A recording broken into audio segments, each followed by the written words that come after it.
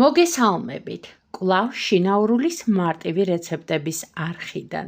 დღეს მოგიტანეთ სააღდგომო კექსი, რომელიც ძალიან უხდება სააღდგომო სუფრას. შინაურულზე არის სხვა სააღდგომო რეცეპტებიც, რომლებიც არის ალბომში სადღესასწაულო. დღეს მოვამზადოთ სააღდგომო კექსი ორნაირი ფორმით.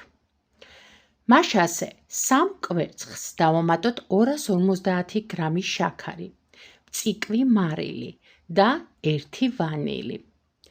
ავთქვიფოთ კვერცხი გათეთრებამდე, ხოლო შემდეგ კი დავამატოთ 200 გრამი მაწუნი. შემდეგ ყველაფერი კარგად ავურიოთ და დავამატოთ 1 სუფრის კოვზი ფორთოხლის ცედრა. ასევე 1 სუფრის კოვზი ლიმონის წვენი და ცოტა პასკის სუნელებიც, ილი მუსკატის კაკალი და ძალიან ცოტა კოჭა, ანუ იმბირი. შემდეგ კი დავაცრათ 1 სუფრის კოვზი გამაფხვიერებელი და პორციებად დავუმატოთ 400 გრამი ფქვილი. შემდეგ ვუმატებთ 200 გრამ გამდნარ კარაქს, რომელსაც ცომში კარგად გადავანაწილებთ და კიდევ დავამატებთ იმ 400 გრამი ფქვილიდან დარჩენილ ფქვილს. შემდეგ დავამატოთ ქიშმიში. მე ასევე დავამატე შტოშის ჩირი, რომელიც წინასწარ გავრეცხე ქიშმიშთან ერთად და გავაშრე. შემდეგ კი ცოტა ფქვილი მოვაყარე. ქიშმიშისა და ჩირეულის ცომში თანაბრად გადანაწილების შემდეგ დავაცრათ 4 სუფრის კოვზის სეთი, რომელიც ასევე ცომში კარგად ავურიოთ. სეთი ეხმარება კექსს, რომ გარედან კიდევ უფრო ლამაზი შეფერილობის იყოს.